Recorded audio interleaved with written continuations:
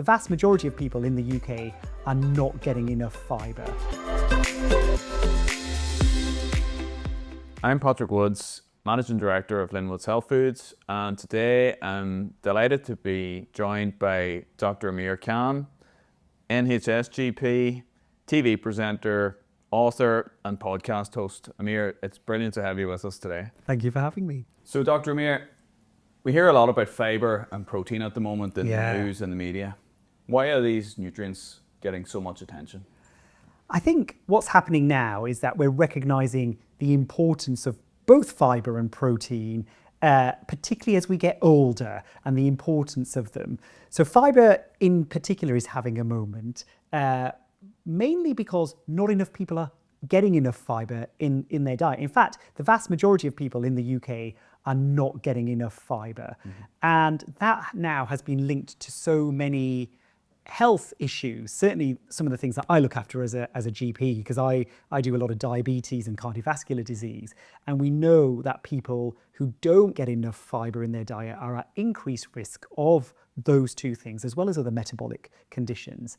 And so social media has played a part as well. We've got lots of health experts on social media who are talking about the importance of fibre and getting it through the day in every meal. And when it comes to protein, there's probably less of a problem in terms of people getting enough protein in their diet. I don't think many people are protein deficient in the UK in the true sense of the word. However, what we do know about protein and collagen and all of these things that protein makes up is that we can lose a lot of our muscle mass and collagen as we get older, particularly for women after the menopause, but even as men, you know, there's a steep decline in protein and collagen production for women after the menopause, but then that kind of slows down and we lose a certain percentage every year. So getting it through the diet, both for fibre and protein, is so important for our health as we age. You touched there in terms of people not getting enough fibre in their diets. You know, what can they do to change that? So the key thing about fibre, even though it's an essential nutrient for all of us, is if you don't feel like you're getting enough, don't dive headfirst into this kind of fibre maxing trend, which I love. We should all be fibre maxing, but we have to build up to it. Our body has to get used to being able to move fibre through the body, because we can't digest fibre that easily. You know, there's different types of fibre. It works its way through our body through different ways. And it takes time. Like any good thing, it takes time for us to get used to it. So if you are thinking about introducing fibre or more fibre into your diet, it's about looking at your meals through the day and slowly introducing small amounts and then building up. The risk is if you go too hard and too fast, you can end up with tummy trouble such as bloating, diarrhea, and that might put some people off, and that's not what we want to do. We want to build up slowly, get your digestive systems used to it, and then reap the benefits of all the health positive things it brings. But I have seen people just going all out, and then they stop because they think, oh well, that didn't work for me. But there's a reason it didn't work for you. You've just gone too hard, too fast. Pull it back, go slow, build it up, and then you'll get all those benefits. I think that's key, because fibre maxing is kind of like a trend, right? And it sounds great. I am fibre maxing. I'm putting more of this into everything. But if that's not what your body's used to, you've got to start slow. Yeah. So we often hear about soluble fibre and insoluble fibre. Can you explain to us what's the difference, and do we actually need both? Yeah, we absolutely need both types of fibre, the soluble and insoluble. And the best way to think about the two types of fibre is that they have two very separate roles. So soluble just means it dissolves in water to make a gel-like substance in the gut.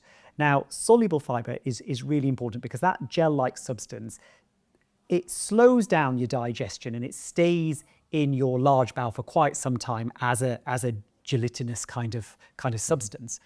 It feeds that all-important gut microbiome. So the gut microbiome, trillions of microbes in your gut that have evolved alongside you since you were born, perhaps even before that, and they have huge amounts of benefits. But what they can do with soluble fibre is break it down to different substances. One particular one is called butyrate, and that has huge kind of anti-inflammatory benefits for us in our body.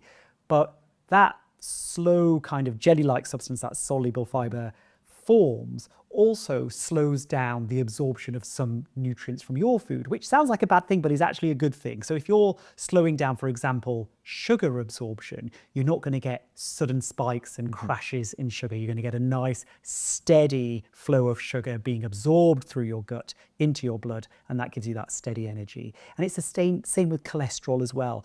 Soluble fibre is really good at slowing down the absorption of bad fats from your food, and so it can keep cholesterol, which is important for health, but at healthy levels. So all of those things are really, really important. Insoluble fibre, we don't digest that, we don't break that down. That helps add bulk to our poos, our stools, and it helps keeps us regular, going to the toilet. And that's important, not just for emptying your bowel, which is vital, but regular bowel movements have been linked to lower risk of bowel cancer, because if you're emptying your bowel more regularly, there's less time for things that could be potentially harmful to your bowel and to the lining of your bowel and to the cells of the bowel to be in contact with those cells. So we're moving them out quicker because you've added that bulk, and that has huge benefits as well. So and it prevents constipation, right? Nobody wants to be constipated. It's uncomfortable, it's unpleasant. So the two types of fibre work beautifully together, but they come from different types of food. So soluble fibre are things like milled flax seeds and chia seeds and other kind of fruit and veg are all kind of combined with that, whereas cereals and whole grains form that insoluble fibre kind of diet form. Okay, perfect. Yeah. You mentioned there about cholesterol.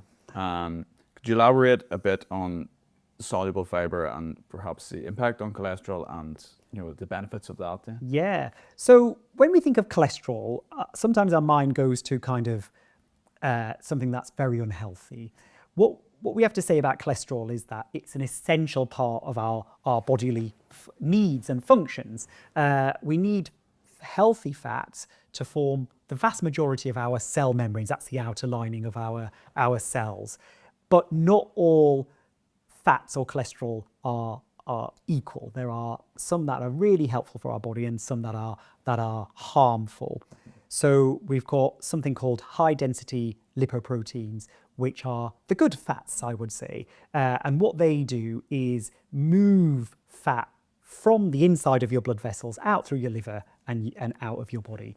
And then you have got bad fats, which are these low density or LDL lipoproteins, and they can move fat into your blood vessels, and that's when it can collect on the inside of your blood vessels, narrow them, and cause problems with things like heart disease and blood vessel disease.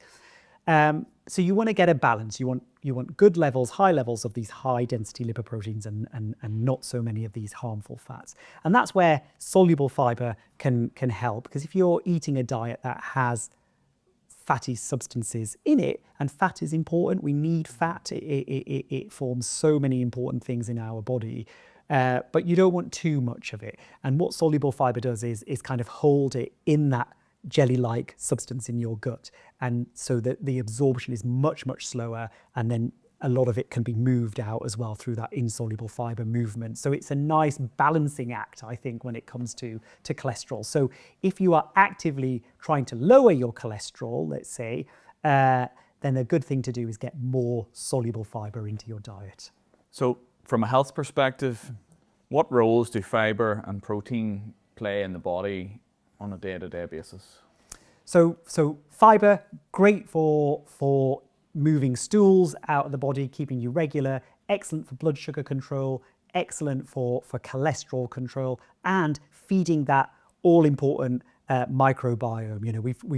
We've kind of touched on that, but the microbiome is super important for our general health. It helps regulate our immune system. 70% of our immune cells are found in our gut. So feeding our gut microbiome soluble fibre in general, keeps them healthy, and they in turn will keep our immune cells healthy, because part of what they do, which is so important, particularly for children and as we get older, is train our immune cells in our gut. I always like to think of our gut area as kind of a training playground for our immune system, where the friendly bacteria will say, look, we are bacteria, but we're friendly, but you can practice on us, but don't go over the top. And so the immune cells and the bacteria can kind of play that kind of almost like a hide and seek, but friendly fire kind of game. So then those immune cells are trained up and ready for something that isn't friendly when it comes in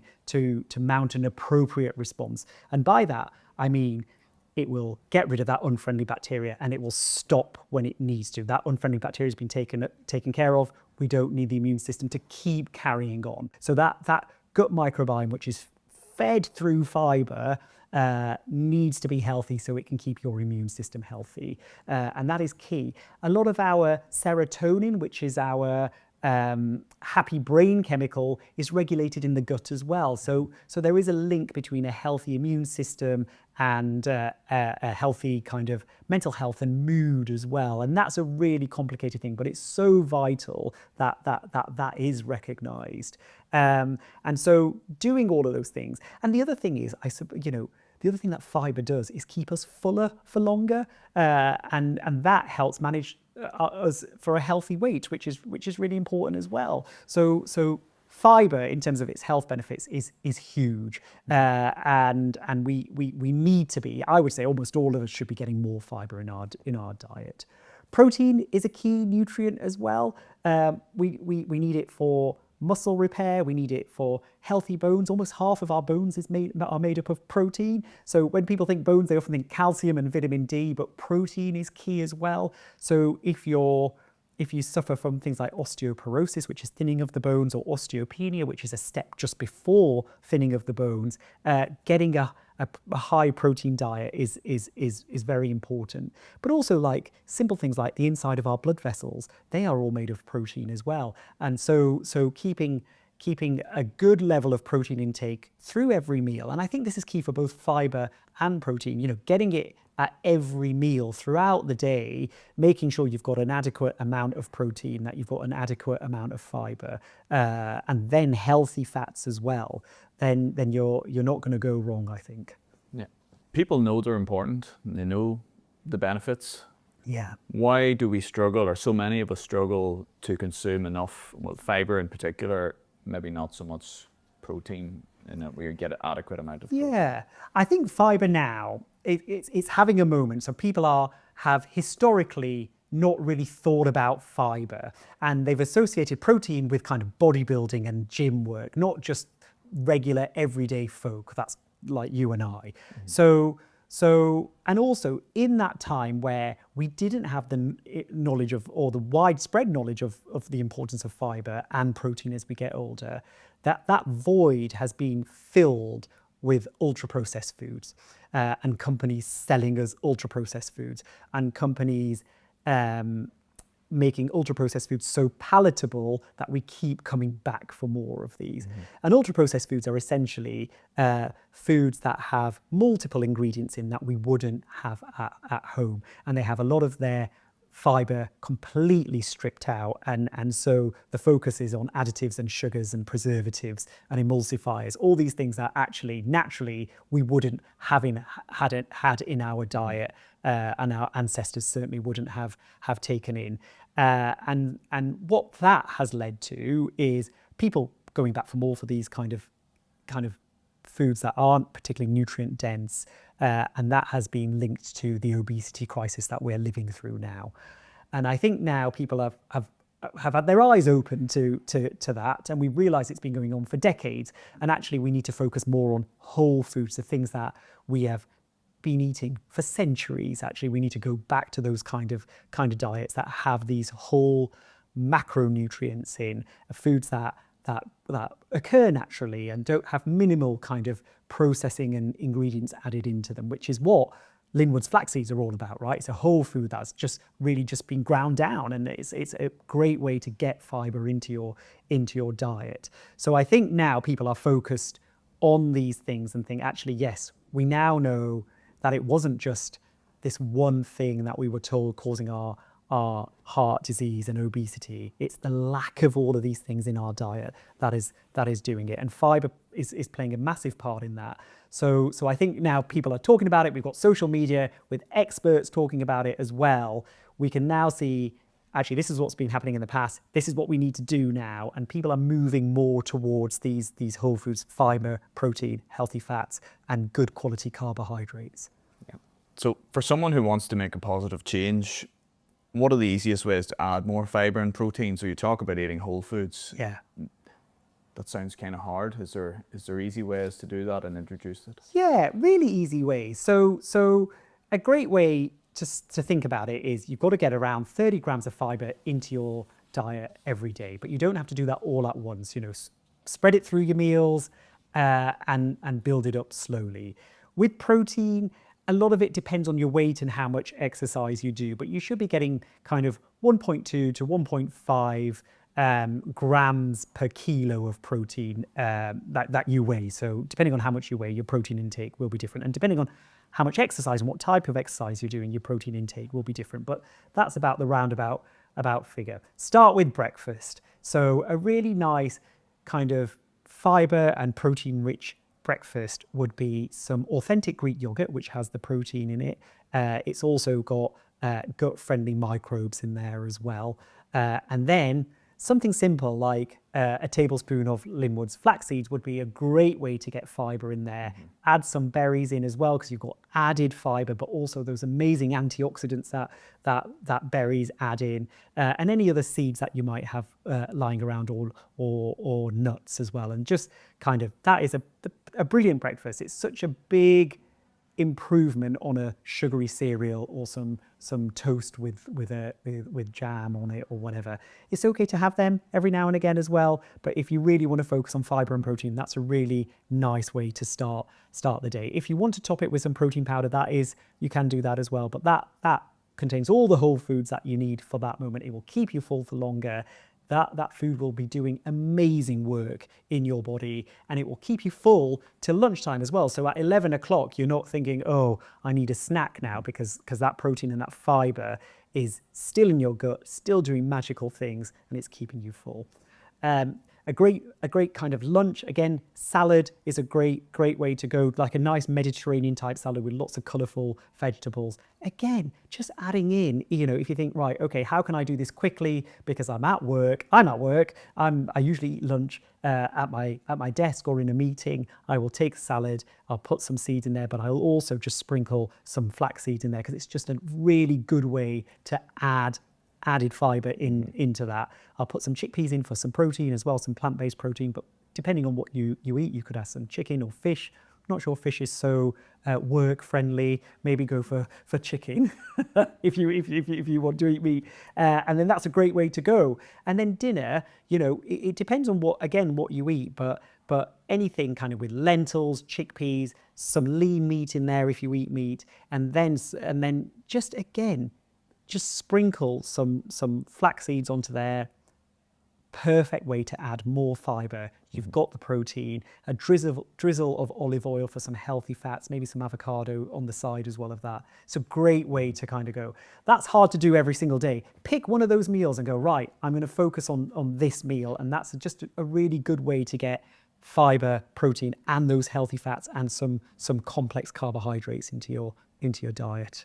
So You've given us some simple suggestions there. It doesn't require a drastic change of your diet. No. It's just adding simple additions into one of your meals per day. That's it. When I talk to my patients, I, rather than tell them what they should be doing, I try and say to them, if you can change one small thing to improve your health, just one small thing that you can do for the next 4 weeks, what would it be? And that could be something simple like sleeping an extra hour. It could be, I'm going to walk the kids to school rather than take the car. Or it could be focusing on one meal per day where they add more fibre and more protein and healthy fats. And a really easy way to make one simple, sustainable change that you're going to carry on into the future is just adding a tablespoon of Linwoods flax seeds into there, because it's just so easy to do, and it tastes great, and everyone can enjoy. Yeah. As well as our flaxseed, where does something like the Linwoods Boost range fit in, where we have a Fibre Boost product, which is 8 grams of fibre. We have a protein boost, 10 grams of protein, which you can add to your meals. How do we build those habits in? Well, I think those habits are really easy to build in because all the hard work has been done for you, right? You don't have to prepare anything. It is all there in a packet. All you have to do is add it to whatever you're already doing. So if it's breakfast, a smoothie, a yogurt, you just add it in. You've got added fiber, you've got added protein. It tastes great. You know it contains whole foods that are minimally processed. All the things that we need to get back to doing it. So I think what Linwoods have done is just made life easier for us. That we're on the go. I'm at work from 7 in the morning till 7 in the evening. I really would love to prep my food, but I don't have time. So having someone having done that for me and I just have to add it to what I'm already doing makes life so much easier. So we've talked about, practically how would we add it to the diet, breakfast, lunch, in terms of consuming extra fiber, is there anything we need to watch out for, not adding too much? And the consumption of water is probably something to watch out for. Yeah, I think, water is always good, and probably most of us are probably not getting enough water in our diet. And I think if you are adding fiber and protein in and you're not used to it, but it's something you want to do as part of the health benefits you're going to gain from it, you've got to drink fluids as well. Because remember, this fiber is going to be adding bulk to your stool. This fiber is going to be forming jelly-like substance in your gut. That's all the stuff you want it to do. But you do need to hydrate as well. You need to get that through your system as well. So hydrating is always key. Water is great for your gut microbiome as well. It's good for your skin health. It's great just for your blood pressure and your kidney health as well. So all of those things combine. And I think when it comes to our health overall, everything is about being stripped back to what we used to do. There's been so many changes through modern life, and we're eating things that aren't really food. They're just kind of things that have been put together to taste nice, and they've had all their nutrients stripped back, and their only benefit that you might get is a bit of pleasure from eating it. And that is fine. This is all about balance. That 80-20 rule, where 80% of the food that you eat should be whole foods and 20% can be ultra processed foods or foods that you enjoy eating and take great pleasure from. But I like that rule, but I also think actually whole foods are really enjoyable as well. It's not that these are like a punishment. A yogurt for me with berries and nuts and flax seeds on it is a really enjoyable breakfast. And I think we've got to think about whole foods and foods that have health benefits as a pleasure as well. It's not a punishment. It's not like I've got to get through this 80% so I can get to that 20%. That 80% can be really enjoyable. And so you've got to think about what works for you. Because if you don't enjoy eating that 80%, you're not going to carry on doing it. You're going to do it for a week or two and think, oh, no, I'm not getting any pleasure from this. So find the food that you enjoy eating and then see how you can add that fiber and that protein and those healthy fats to it. Is there anything else that people should be aware of in terms of using that high fiber product? And you've touched on the small changes, the consistency. Yeah. I love the term consistency beats intensity. Yes. Yeah, I think that's key, isn't it? Because everyone, including myself, can get caught up in a social media trend. And you see something and go, right, that looks great. I'm going to have chia seed puddings or whatever every morning. And that's it, that's me done. But actually, how sustainable is that? How often are you going to really do that? So always small things that fit into your life. What might fit into my life might not be the right thing for you. And so it's really important for you to take the information that we give you and go, right, how can I make that work for me? I don't like yogurt in the morning like Amir does, so I'm going to have a smoothie instead and add the fiber, the flax seeds to that. So have a real think about it. Your life is different to my life. However, we still need the same nutrients to get by. And what's healthy for me is healthy for you. But you have to make that work for you. And so, it's really easy for me to say, add this, do this, eat this, sleep like this, exercise like this. Nobody wants to be told what to do. Whenever someone tells me what to do, there's a switch in my brain that just switches off. I don't want to be told what to do. I want to take that information in and apply it to me directly. And I think that's what's key here. What these flax seeds do is give you the tools to add into your life what you think is going to be beneficial to you. And that's what's so great about them. They're portable. You just add them into whatever you want and they automatically make things healthy.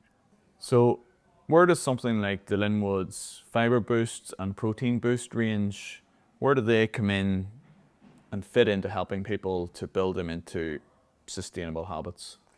I think a lot of people, including myself, we just live really busy lives. It's just the reality of life now. We've got work, we've got kids, we've got caring responsibilities, perhaps for parents and that kind of thing. And so we know we should be increasing our fibre intake because the vast majority of people in the UK don't get enough fibre in their diet. We know we've got to increase our protein intake, particularly as we get older and we lose muscle mass and bone mass as well. And I think what Linwoods have done here have just made it really easy for us. They've taken the complexity of having to prepare and work out how much fibre we need in each meal. So the Linwoods Fibre Boost, for example, has 8 grams of fibre per 20 gram serving. So that's 2 tablespoons has 8 grams of fibre in. And if you think about that, we need 30 grams of fibre per day. That's a big chunk of that fibre intake. The best thing to do, I would say, is, spread it through the day. Don't add both of those tablespoons to one meal, particularly if you're new to fibre.